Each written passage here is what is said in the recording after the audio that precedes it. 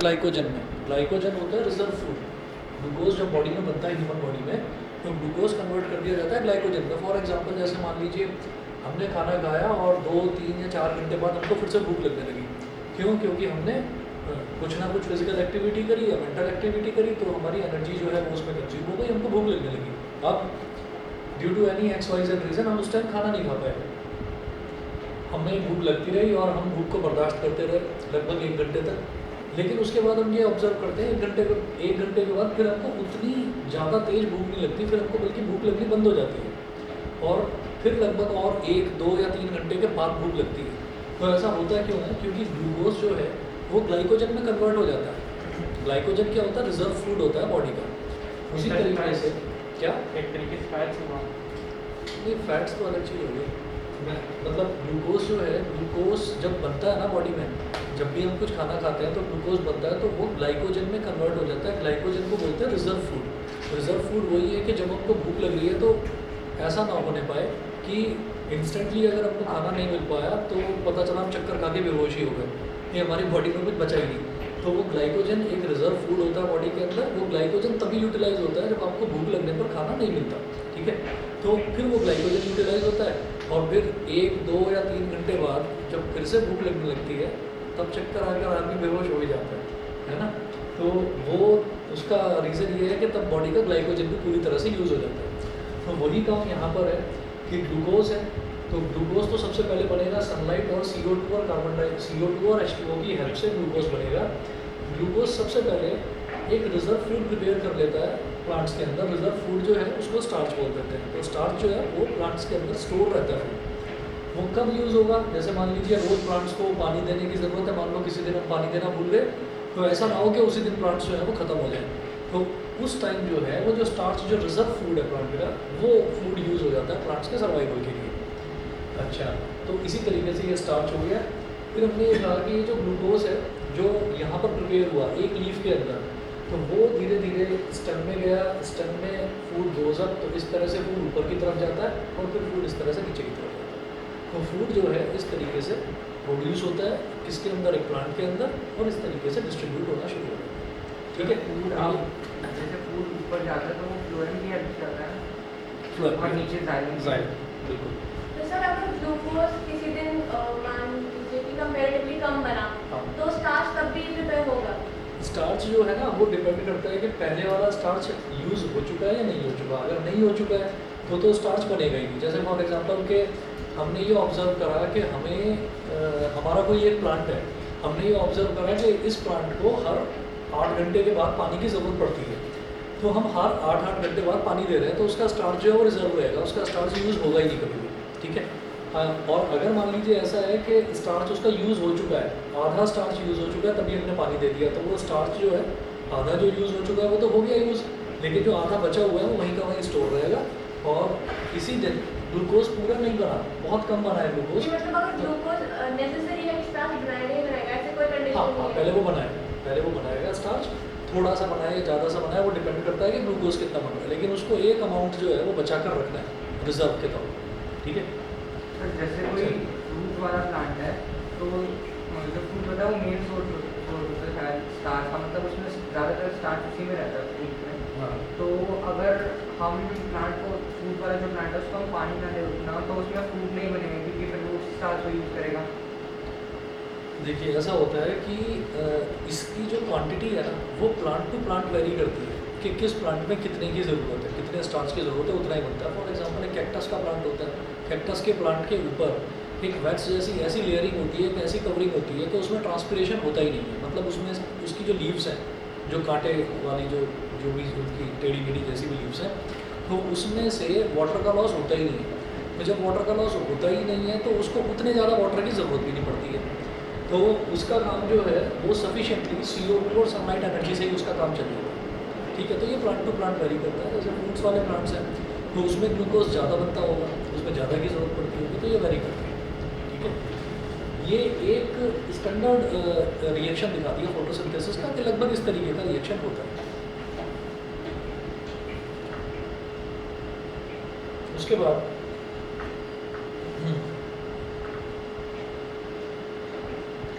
आप नोट करिएगा इसमें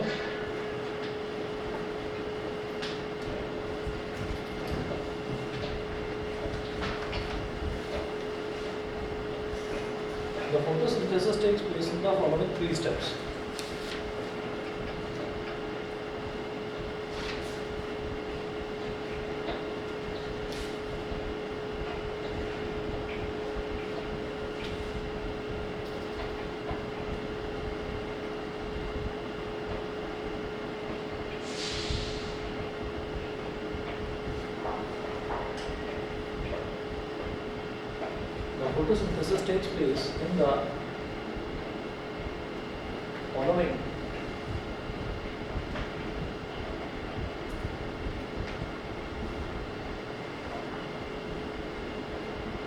The photosynthesis takes place in the following three steps.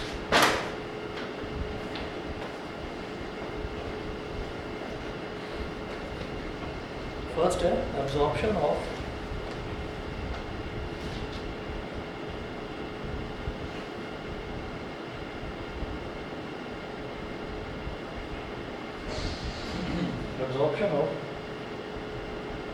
sunlight energy by chlorophyll.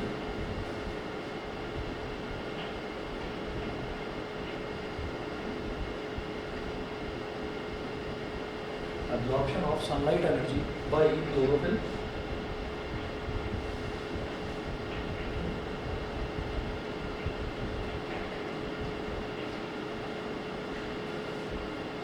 Absorption of sunlight energy by chlorophyll. Second, then conversion of light energy into chemical energy.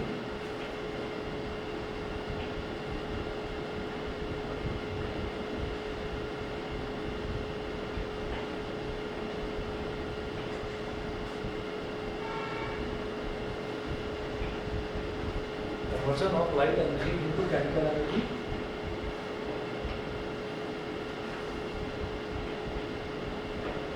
Conversion of light energy into chemical energy. And splitting of water into hydrogen and oxygen.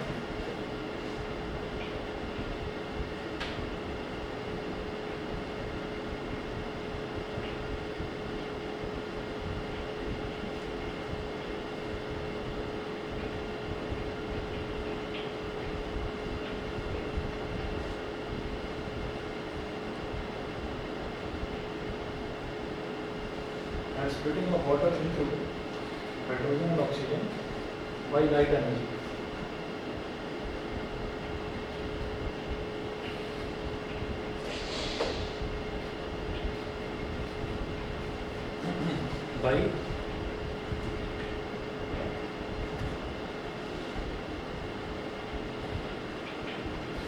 by light energy.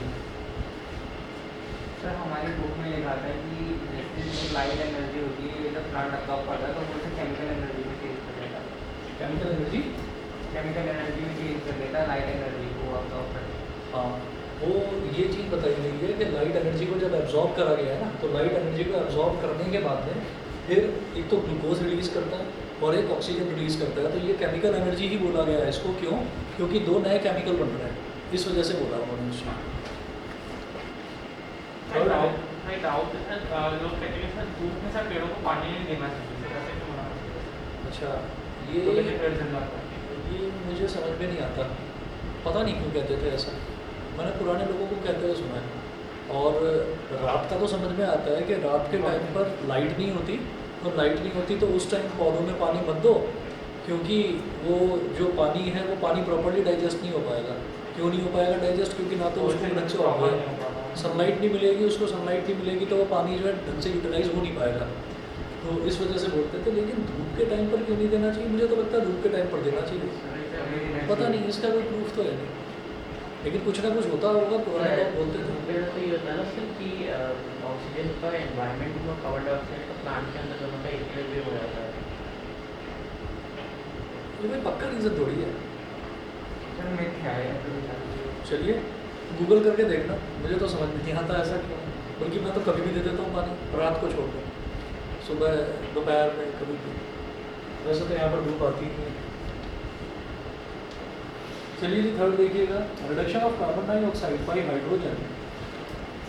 Reduction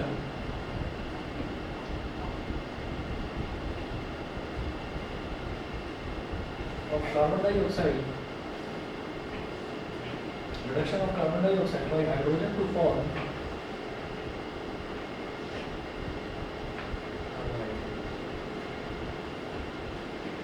by hydrogen to form carbohydrate like glucose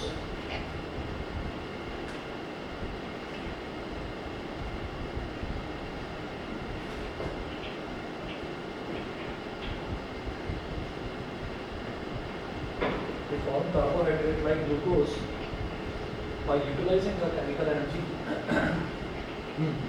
by utilizing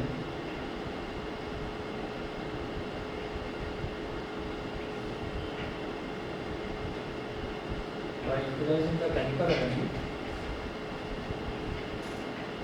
bracket में लिखिए obtained by the transformation of light energy obtained by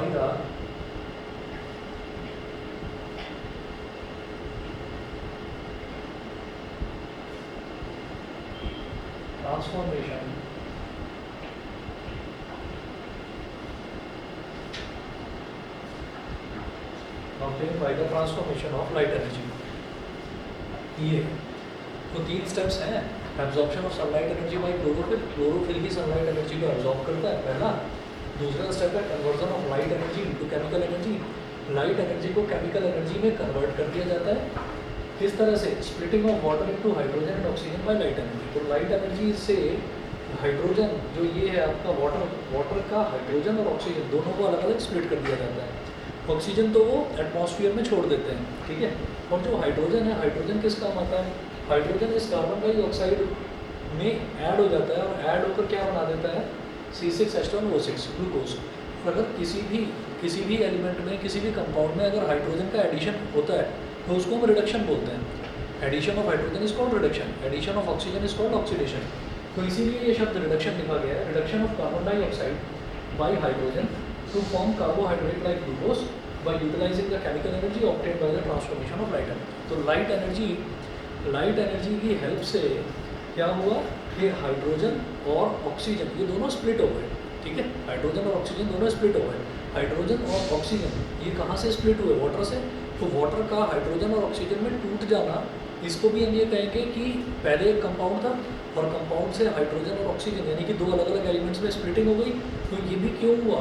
ये भी इस वजह से हुआ कि light energy convert हो गई केमिकल एनर्जी में। तो ये केमिकल एनर्जी ही है जो कि हाइड्रोजन और ऑक्सीजन में स्प्लिट कर रहा है वाटर को, समझ गए। और फिर ऑक्सीजन जो है, ऑक्सीजन तो उसने रिलीज कर दिया एटमॉस्फेयर में, which is utilise by human beings and animals. और जो हाइड्रोजन बचा, हाइड्रोजन ने क्या काम करा? हाइड्रोजन ने कार्बन डाइऑक्साइड के साथ में ऐड होकर यानी कि एक रिडक्शन प्रोसेस अपनाकर उसने क्या बना दिया? ग्लूकोज बना दिया। क्लियर है? चलिए अगला नोट करेंगे आप। सर इसमें लिखा है कि लाइट एनर्जी होना ज़रूरी है, तो सोर्स कोई भी हो सकता है, या फिर सनलाइट या फिर ट्यूबलाइट? नहीं, सनलाइट का होना ज़रूरी है, क्योंकि सनलाइट में जो है ना, सनलाइट में जो लाइट होती है उस लाइट में से कुछ पर्टिकुलर फ्रीक्वेंसी के फोटॉन्स निकलते हैं। फोटॉन्स का मतलब ये है, जैसे मान लीजिए आपने बोला कि लाइट के छोटे छोटे पार्टिकल्स, लाइट के छोटे छोटे पार्टिकल्स को फोटॉन्स बोलते हैं। जैसे हमने ये कहा ना कि अगर मान लीजिए कोई एक एलिमेंट है, तो हम ये कहते हैं उस एलिमेंट का सबसे छोटा पार्ट क्या है, तो उसको हम बोल देते हैं उसका एटम। एटम बहुत सारे एटम से मिलकर एक एलिमेंट तैयार हो जाता है, ठीक है। तो इसी तरीके से ये कहा जाता है कि बहुत सारे छोटे छोटे पार्टिकल्स होते हैं, फोटॉन्स, जिनसे मिलकर लाइट तैयार हो जाती है। तो जो सनलाइट है, सनलाइट की पर्टिकुलर फ्रीक्वेंसी होती है, तो उतनी फ्रीक्वेंसी की लाइट चाहिए होती है। वो मतलब किसी और इननेचुरल सोर्स से या सिंथेटिक सोर्स से प्रोवाइड कराना पॉसिबल नहीं होता। हमारे साथ फोटॉन्स किसी ट्यूबलाइट से नहीं बनाए जा सकते? नहीं, ट्यूबलाइट्स में भी फोटॉन्स आते हैं। जैसे मान लीजिए कोई भी लाइट है, किसी भी तरीके की, चाहे ट्यूबलाइट है, चाहे टॉर्च है, कोई भी किसी भी तरीके, या कैंडल की लाइट है, तो उसमें से जो लाइट निकलती है, तो हम ये कहते हैं लाइट बेसिकली है क्या? क्या ये कोई एक्सपीरियंस है, एहसास है? जैसे हम हवा को बोलते हैं, हवा क्या है? तो हवा को ये कहा जाता है कि हवा को हम देख नहीं सकते, हवा को बस महसूस कर सकते हैं कि हाँ हमको लग रही है, लेकिन फिर भी साइंटिफिकली कहाँ गिर के आए हो, क्या हो गया? सही है। हाँ, आज ही हुआ ये काम। सकल बाहर अच्छा, पैर में भी लगेंगे। हाँ तो ये कहा जाता है कि फिर साइंटिफिकली जैसे जैसे एडवांसमेंट होता गया, तब पता चला कि एयर सिर्फ एक एहसास नहीं है, एयर एक मिक्सचर भी है। एयर एक मिक्सचर भी है, उसमें अलग अलग तरीके की गैसेस का कॉम्बिनेशन है। ऐसे ही धीरे धीरे ये पता चला कि लाइट क्या है? लाइट तो रोशनी है बस। तो फिर धीरे धीरे दो तरीके की थ्योरीज पढ़ी गई। एक तो वेव थ्योरी है। वेव थ्योरी तो ये कहती है कि लाइट जो है वो लाइट वेव्स हैं, वो वेव्स हैं, ठीक है। वो वेव थ्योरी आप पढ़ेंगे आराम से, 11th क्लास में पढ़ेंगे। और एक थ्योरी ये कहती है कि लाइट जो है वो पार्टिकल है। तो पार्टिकल थ्योरी ऑफ लाइट ये कहती है कि लाइट छोटे छोटे पार्टिकल से मिलकर बनी है, जिनको हम फोटॉन्स बोलते हैं। तो जो सनलाइट है उसमें से भी कुछ फोटॉन्स रिलीज होते हैं। भाई फोटॉन, वो लाइट है तो लाइट के छोटे छोटे पार्टिकल्स फोटॉन्स होंगे। और जो ट्यूबलाइट है वो भी लाइट है, तो उसमें से भी फोटॉन्स रिलीज होंगे। कैंडल लाइट में से भी फोटॉन्स रिलीज होंगे। तो फोटॉन्स की जो फ्रीक्वेंसी है वो सनलाइट में जितनी ज़्यादा है उतनी किसी और लाइट में ज़्यादा नहीं है। तो इसीलिए वो नेचुरल सनलाइट का होना बहुत ज़रूरी है प्लांट्स के ग्रोथ के लिए। तो सनलाइट की फ्रीक्वेंसी पता है मुझे वैल्यू? देखिए, लाइट की फ्रीक्वेंसी पता है। क्यों पता है? क्योंकि हमको ये मालूम है कि लाइट की जो स्पीड है उसको सी बोल देते हैं। जैसे वैसे वेलोसिटी को हम वी बोलते हैं, लेकिन स्पीड ऑफ लाइट को सी बोलते हैं। सी उसके लिए टर्म यूज़ करी जाती है। ये होती है 3 × 10⁸ मीटर पर सेकेंड, ठीक है। तो ये चेंज नहीं होने वाली, ये हमेशा सेम रहेगी, चाहे आप यहाँ चले जाएँ, चाहे अंटार्कटिका में चले जाएँ, किसी और आप उसमें चले जाएँ। तो कैलकुलेट कैसे होगा? अच्छा, ये ये कैलकुलेट तो कैसे? विदाउट ग्रेविटी है ना, स्पेस में है इस स्पीड पे। रुक जाओ, ये जो 3 × 10⁸ है, पहले मैं एक चीज़ समझाना चाहता हूँ कि जब भी कभी हम बात करते हैं ना लाइट की, कि लाइट की जो फोटॉन्स हैं, फोटॉन्स तो छोटे छोटे पार्टिकल्स हैं। तो एक कार है, एक कार चल रही है 20 km/h की स्पीड से। तो कार में बैठा हुआ हर एक छोटा छोटा पार्टिकल, कार के अंदर एक छोटा सा टेडी बियर रखा हुआ है, वो टेडी बियर भी 20 km/h की स्पीड से चल रहा है। क्यों? क्योंकि वो कार के सिस्टम का हिस्सा है। इसी वजह से हम ये कह रहे हैं कि अगर लाइट की जो वेलोसिटी है वो 3 × 10⁸ मीटर पर सेकेंड है, अभी आऊँगा उस पर कि ये निकाली कैसे गई, कि अगर लाइट की वेलोसिटी 3 × 10⁸ मीटर पर सेकेंड है, तो लाइट जितने छोटे छोटे पार्टिकल से मिलकर बनी है उनकी भी वेलोसिटी यही होगी, है ना। तो एक फोटॉन की वेलोसिटी तो ये हो गई। फिर हम ये कहते हैं कि speed is equal to distance upon time. Speed is equal to distance upon time. तो ये जो स्पीड है ना, ये स्पीड तो हमें पता चल गया, 3 × 10⁸ मीटर पर सेकेंड। ये डिस्टेंस है सन से अर्थ तक का डिस्टेंस कैलकुलेट करा जाता है, मेज़र नहीं कर सकते, मेज़र नहीं कर सकते, कैलकुलेट कर सकते हैं। अभी जो टाइम है, ये टाइम क्या है? 8 मिनट। अंधेरा हो रखा है। अंधेरा होने के बाद में रोशनी हुई, और जब रोशनी हुई तो फिर ये देखा गया कि सनलाइट जो है वो सन से और अर्थ तक कितने टाइम में पहुंच रही है, ये देखा गया। उस टाइम को ऑब्जर्व कर लिया गया, कैलकुलेट कर लिया गया। तो ये स्पीड जो है, स्पीड है और टाइम है, तो मेरे को डिस्टेंस पता चल गया। अब ये कहते हैं कि ये स्पीड कैसे पता चली? फिर स्पीड क्या वैसे ही हमने रट ली ऐसी? तो हम ये कहेंगे कि नहीं, फिर अब एक काम करते हैं कि कोशिश करते हैं कि फिर डिस्टेंस कैसे कैलकुलेट करें इसका। तो डिस्टेंस मेज़र करना बड़ा मुश्किल है, लेकिन कैलकुलेट कैसे किया जा सकता है? देखो ऐसा होता है, कहानी वही अटकती है कि 9th क्लास में साउंड वाला चैप्टर था, तो साउंड वाला चैप्टर आप लोगों ने पढ़ा नहीं था, सिलेबस में नहीं था। ये कहानी वहीं पर आकर अटकती है। देखो बड़ा आसान सा कॉन्सेप्ट है। वहाँ साउंड वाले चैप्टर में ना एक डिवाइस थी, सोनार। एक डिवाइस थी सोनार, रडार और सोनार। तो वो जो डिवाइस थी उसको साउंड नेविगेशन एंड रेंजिंग बोलते हैं। सोनार, सो यानी कि S O, S O is for sound, ना is for, N A is for navigation and R is for ranging. Sonar generally ships में यूज़ होता है। कैसे कि अगर सोनार प्रॉपर्ली काम कर रहा होता तो टाइटैनिक कभी डूबता नहीं, ठीक है। तो सोनार जो है, टाइटैनिक तो देखी होगी ना फिर, तो रडार सुना है जनरली मैंने कि रडार दूसरी चीज़ है। रडार रियल में काम सोनार करता तो है। सबमरीन यूज करती है ना सर वही होता है सर, ना साउंड सुनार बैक बाउंस बैक करता है। होता है ना दोबारा बोलना।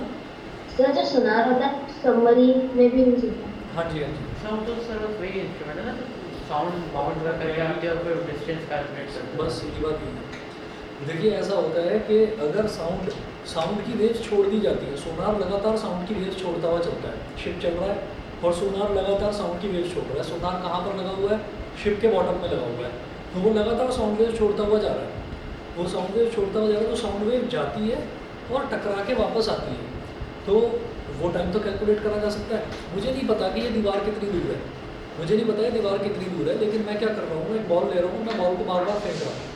वो बॉल और एक ही अपनी बराबर फोर्स लगा था, जैसे एक जैसी फोर्स लगा था। हल्का सा मैंने उसको फेंका, वो टकरा कर वापस मेरे पास आ गई। फिर फेंका, फिर टकरा कर मेरे पास वापस आ गई, फिर फेंका, फिर तो मैं फिर कंफर्टेबली बैठा हुआ हूँ। मुझे पता है कि ये जाती है टकराती है, फिर वापस आती है, 1 मिनट का टाइम लगता है। अब मैं बैठे बैठे करता रहा, मशीन हूँ मैं करता जा रहा हूँ ये काम, मैं करता जा रहा हूँ, मैं करता जा रहा हूँ। फिर क्या होता है, वो आधे सेकंड में वापस आ जाती है या 1 सेकंड में वापस आ जाती है। तो पहले तो 1 मिनट में वापस आ रही थी, अब 1 सेकंड में वापस आ रही है, तो एकदम से आँख खुलती है कि यार ये क्या हुआ। इसका मतलब ये है कि मैं तो लगातार उसी स्पीड से बॉल को फेंकता जा रहा था, इसका मतलब रास्ते में अब कोई बीच में ऑब्स्टेकल आ गया, इसी वजह से वो जल्दी टकरा कर और वापस आ गई है जल्दी। तो वही कॉन्सेप्ट सोनार में यूज़ होता है। सोनार क्या करता था कि लगातार साउंड वेव्स भेजता है, साउंड वेव्स नीचे जाती है, समंदर के बेस में टकराती हैं, वापस आ जाती है, गई टकराई वापस आ गई, गई टकराई वापस आ गई, गई टकराई वापस आ गई, शिप आराम से चल रहा है। लेकिन फिर क्या हुआ कि अब वो वापस आ रही है कितनी देर में, वापस आ रही है 3 मिनट में या 4 मिनट में। थोड़ी देर बाद ये ऑब्जर्व करा गया, सिग्नल आ गया, सोनार ने सिग्नल जनरेट करा कि अब जो साउंड वेव्स हैं वो पहले 4 मिनट में आ रही थी, अब 1 मिनट या 2 मिनट में वापस आ रही है। तो तब तुरंत स्पीड जो है वो शिप की कम कर दी जाती है और ये चेक करा जाता है कि नीचे कहीं कोई मतलब रॉक वगैरह तो नहीं है, कोई ऐसी चीज़ तो नहीं है, कोई आइसबर्ग तो नहीं है कि उससे शिप टकरा जाए और फिर शिप का एक्सीडेंट हो जाए और सब कुछ ख़त्म हो जाए। तो उसी तरीके की चीज़ जो है सोनार यूज़ करा जाता है शिप्स में, सबमरीन्स में, यानी कि अंडर वाटर यूज़ करी जाती है जो डिवाइस है, that is called Sonar. Air में जो यूज़ करी जाती है दैट इज़ कॉल्ड रडार, उसको रडार बोलते हैं। तो क्या देखा गया कि सन जो है, सन एक पर्टिकुलर डिस्टेंस पर है, तो ये देखा गया कि हम वेव्स भेज सकते हैं, हम सन तक वेव्स भेज सकते हैं। सन से वेव्स आती भी हैं हमारे पास, अल्ट्रासोनिक वेव्स आपने सुना होगा कि एक पर्टिकुलर टाइम के बाद तो सनलाइट, सुबह के टाइम तो सनलाइट अच्छी होती है, एक पर्टिकुलर टाइम के बाद वो थोड़ी डेंजरस हो जाती है, क्योंकि अल्ट्रासोनिक वेव्स की जो इंटेंसिटी है वो बढ़ जाती है दोपहर के टाइम आते आते। तो कहते हैं कि दिन के टाइम धूप में उतना रहना नहीं चाहिए, तो स्किन के लिए और बाकी बॉडी के लिए अच्छा नहीं होता। तो अब ये है कि हमने सन जो है, सन की तरफ हमने वेव्स भेजनी शुरू कर दी। तो हमने ये देखा कि ये वेव्स जो हैं ये इतने टाइम में लौट कर वापस आ रही हैं। तो अब जब हमने ये देखा कि लगातार ऐसा ही होता जा रहा है कि ये इतने टाइम के बाद वापस आ रही हैं, तो हमने उससे अंदाज़ा लगा लिया कि अगर मान लीजिए वो 50 घंटे में वापस आई, टकराई और 50 घंटे में वापस आई या 10 घंटे में वापस आई, तो हमने ये अंदाज़ा लगा लिया कि 10 घंटे में वापस आई है, यानी कि यहाँ से वहाँ तक जाने में टाइम कितना लगा, शायद 5 घंटे, और 5 घंटे वहाँ से यहाँ तक वापस आने में टाइम लगा, क्योंकि मीडियम तो सेम है ना, एयर। तो एयर में एक जगह से दूसरी जगह तक जाने में जो टाइम लग रहा है वही टकरा के वापस आने में लगेगा। तो वहाँ से टाइम का एक अंदाज़ा ले लिया गया, आइडिया ले लिया गया। रफली कैलकुलेटेड डिस्टेंस है जो सन से और अर्थ का जो डिस्टेंस है, सन का जो रेडियस है वो भी रफली कैलकुलेटेड रेडियस है, क्योंकि सन जो है वो इतना गर्म है कि उसमें एग्जैक्टली आप नहीं कह सकते कि ये सन का डिस्टेंस इतना ही होगा। तो उस तरीके से मेरे पास डिस्टेंस आ गया। तो डिस्टेंस हमने मेज़र नहीं करा है, किसी मेजरिंग जो टेप है उसकी हेल्प से मेज़र नहीं करा है, वो इतना छोटा डिस्टेंस नहीं है, मैं उसको कैलकुलेट करा और टाइम हमको पता चल गया कि कितनी देर में वो वापस आ रही है, तो हमने उस तरह से स्पीड निकाली।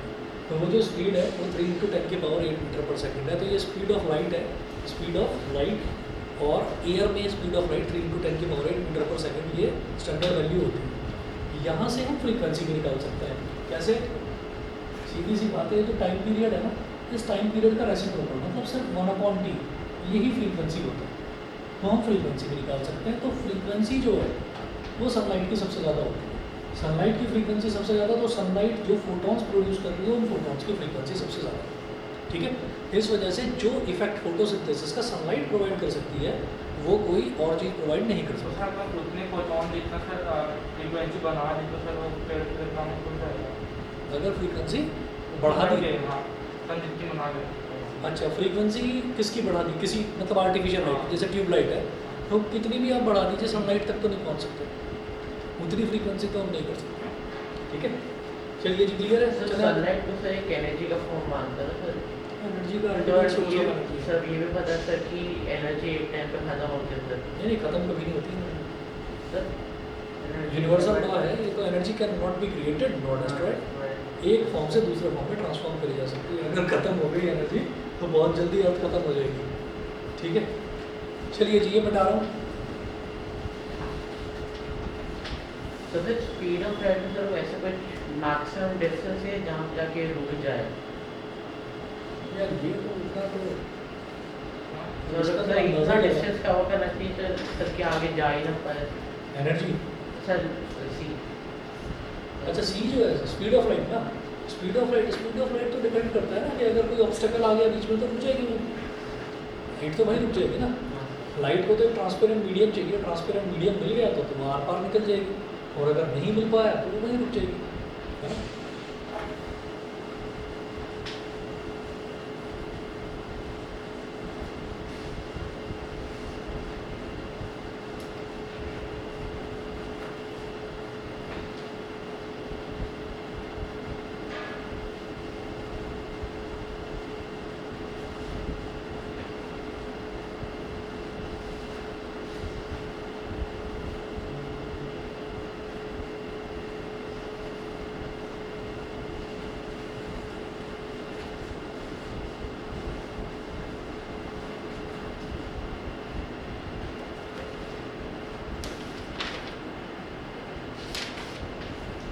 नेक्स्ट टॉपिक लिखेंगे न्यूट्रिशन इन एनिमल्स।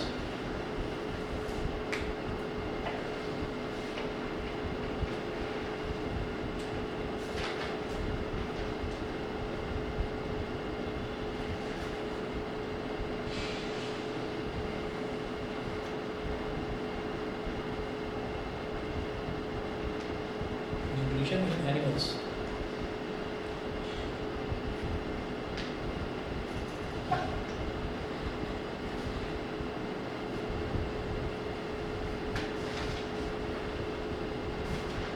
देखिएगा animals obtain their food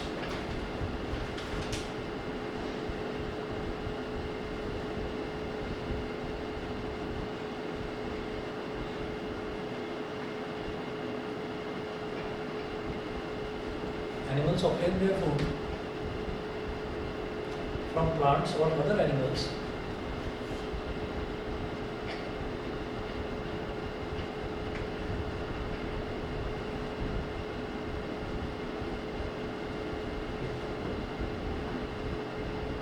obtain their food from plants or other animals which they eat.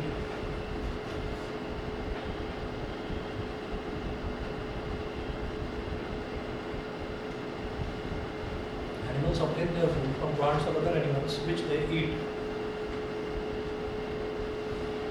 All the animals can be divided into 3 groups.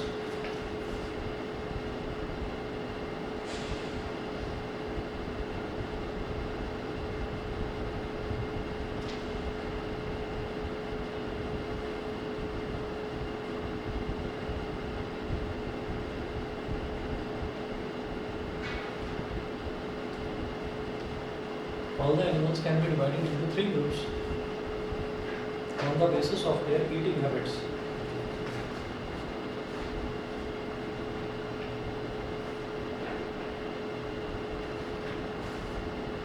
On the basis of their eating habits.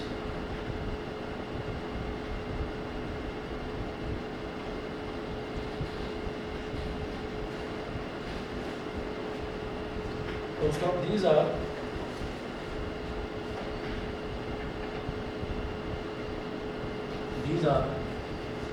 first are herbivores,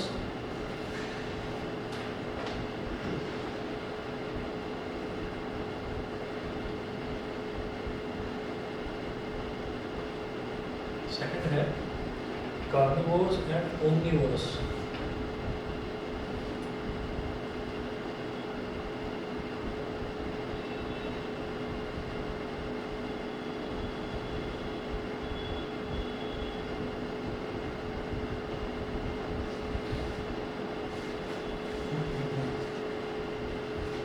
first लिखे herbivores, amphibians पे divide किए गए sir, amphibians किस basis पे divide किए जाते हैं?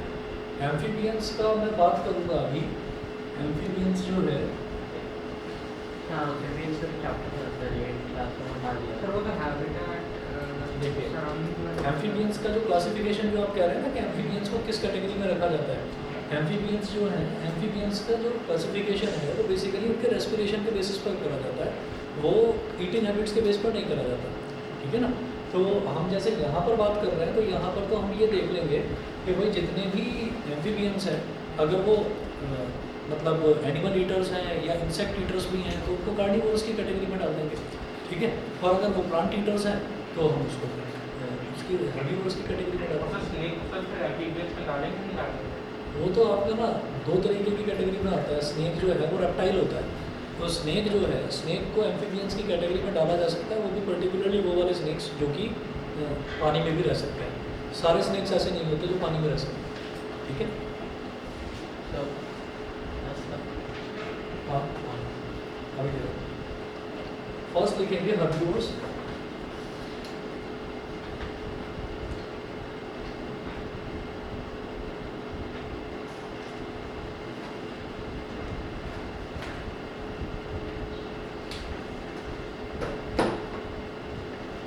एक मिनट वेट करिए बस।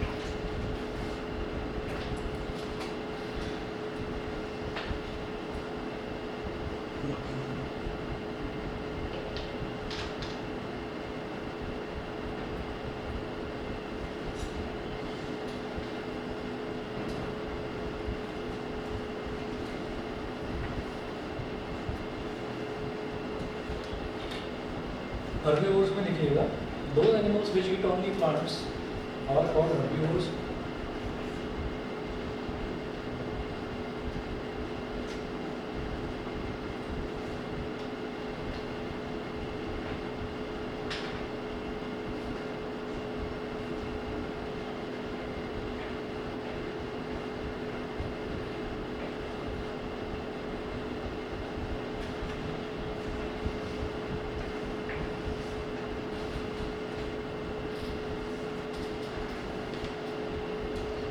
Example: goat, cow, buffalo, sheep.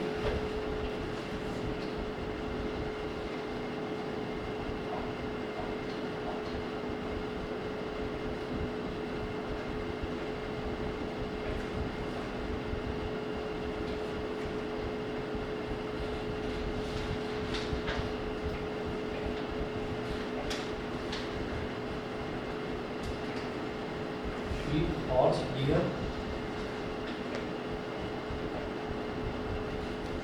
etc.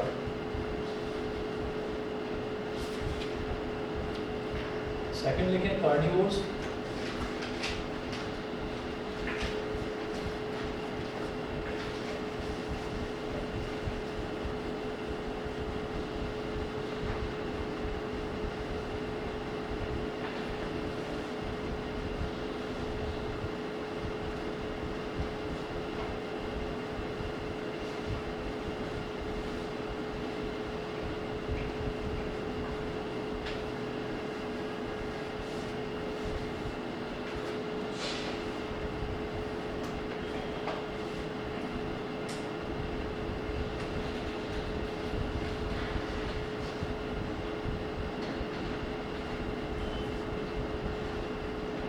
Those animals which eat only other animals as food.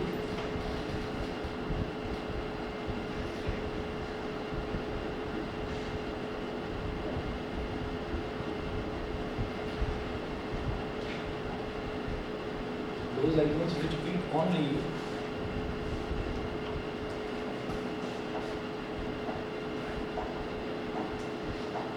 other animals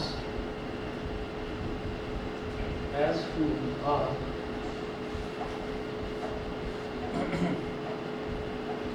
are called carnivores.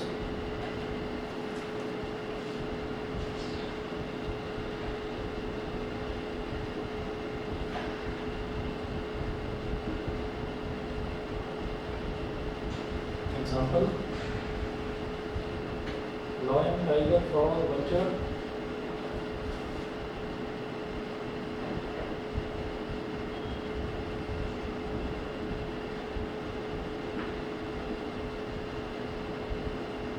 Snake, etc.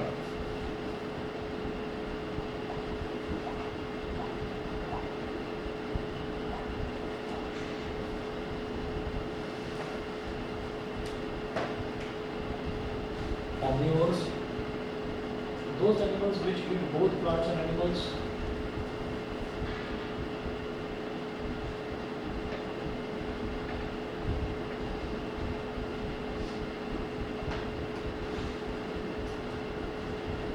Those animals which eat both plants and animals.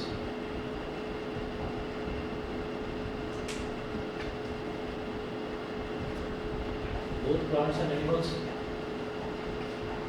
are called omnivores.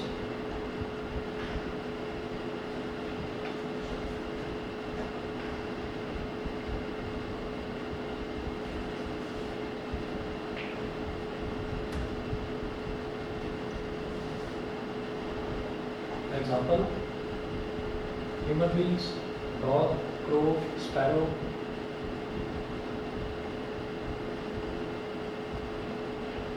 Human beings, dog, crow, sparrow, deer, etc.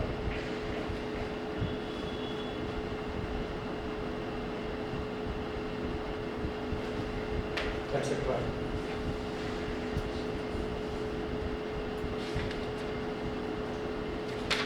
इसके बाद में next topic लिखेंगे different steps in the process of nutrition in animals.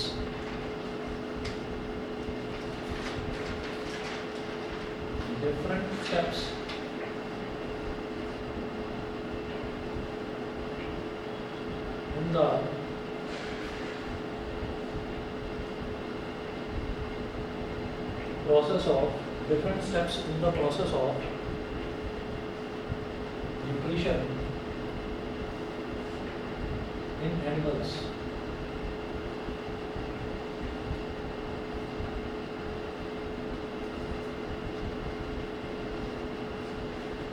ठीक है.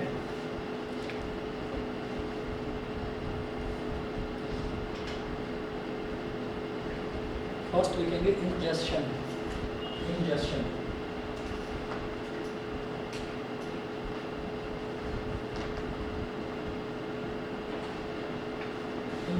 Ingestion का मतलब होता है खाने का इंटेक करना. हाँ. तो देखिएगा the process of taking food into the body.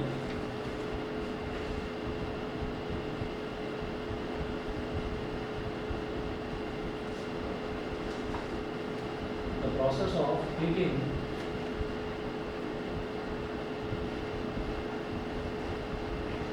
food into the body is called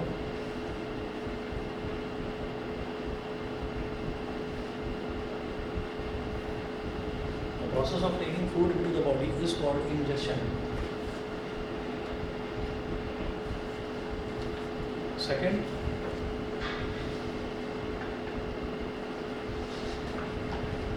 तो चेविंग इंजेक्शन में आएगा ना? क्या चेविंग इंजेक्शन में आएगा, डाइजेशन में आएगा? च्यूइंग तो एक्चुअली च्यूइंग जो है ना, च्यूइंग आपका डाइजेशन में आ जाएगा क्योंकि डाइजेशन जो है ना वो माउथ में ही स्टार्ट हो जाता है. ठीक है. तो हमने खाने को जस्ट अभी रखा है माउथ के अंदर तो वो हमारा इंजेक्शन हो गया प्रोसेस. फिर जो डाइजेशन है, डाइजेशन स्टार्ट माउथ से ही हो जाता है जब सलाइवा मिक्स होता है फूड के अंदर, और जब टूथ जो है उनको जो छोटे छोटे पार्ट्स में ब्रेक करते हैं तो वहीं से हमारा डाइजेशन स्टार्ट हो जाता है. टू टाइप्स ऑफ डाइजेशन होती है ना? दोबारा बोलो. टू टाइप्स ऑफ डाइजेशन होती है. बताओ. चलो छोड़ो, हमें एक ही करना है। क्या पूछ रहे थे आप? हाँ क्वेश्चन ठीक है। हाँ सर मैं पूछ रहा था कि इंजेक्शन सर इसमें आएगा चूइंग वाले इंजेक्शन को ही डायरेक्शन। मैं बताता रहा हूँ, च्यूइंग जो है डाइजेशन है। हाँ, तो जैसे swallow करते हैं तो वो इंजेक्शन का पार्ट होगा। स्वेलो जो है वो भी इंजेक्शन का पार्ट है। जो जैसे हमने फूड को रखा ना माउथ के अंदर, तो माउथ के अंदर रखना इंजेक्शन है। उसके बाद जो डाइजेशन है, डाइजेशन हमारा यहीं से स्टार्ट हो जाता है, माउथ से ही स्टार्ट हो जाता तो जैसे रखती से उस फ्लावर को रिएक्ट करना शुरू कर देता है, तो रखती डायरेक्शन शुरू है। रखते ही डाइजेशन शुरू हो जाता है। आप नोट करें डाइजेशन, अभी डेफिनेशन, इसकी डेफिनेशन से ही समझ में आ जाएगा।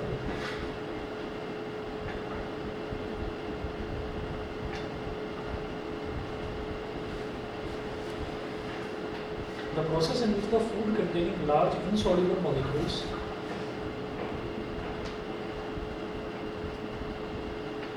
the process in which the food containing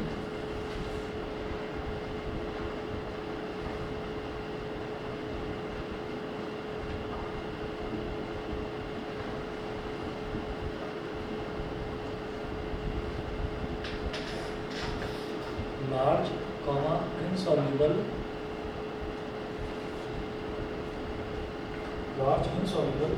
molecules is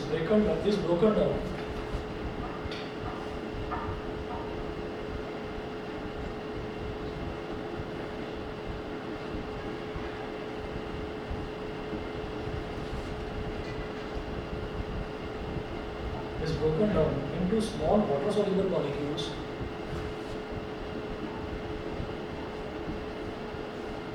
into small water soluble molecules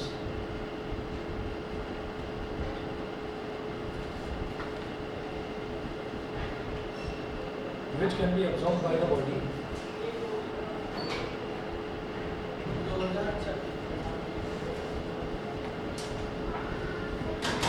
which can be absorbed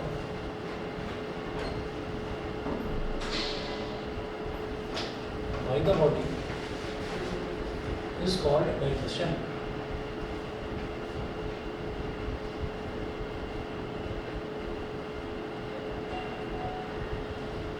तो लार्ज इनसॉल्युबल मॉलिक्यूल्स जो है वो जब छोटे छोटे मॉलिक्यूल्स में डिवाइड करा जाता है, जैसे कि मान लीजिए हमने खाने को अभी माउथ के अंदर रखा ही है और जब हम उसको च्यू कर रहे हैं तो हम क्या कर रहे हैं, उसको छोटे छोटे पार्टिकल्स में डिवाइड कर रहे हैं। तो वो छोटे छोटे पार्टिकल्स में डिवाइड करना दैट इज़ कॉल्ड डाइजेशन।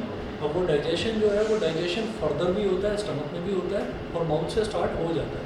ठीक है ना, तो फर्स्ट स्टेप ऑफ डाइजेशन वो माउथ में ही हमारा स्टार्ट हो जाता है।